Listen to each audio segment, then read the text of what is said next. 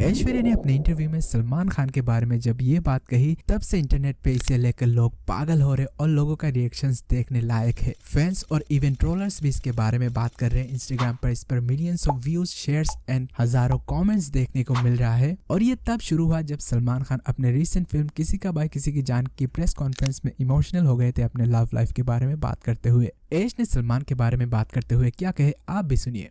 Who would you say is the sexiest and most gorgeous man? Caught me on that one. So, amongst the list of Indian men, right, internationally recently, Salman. Salman If you've got to talk about the obvious, the physics.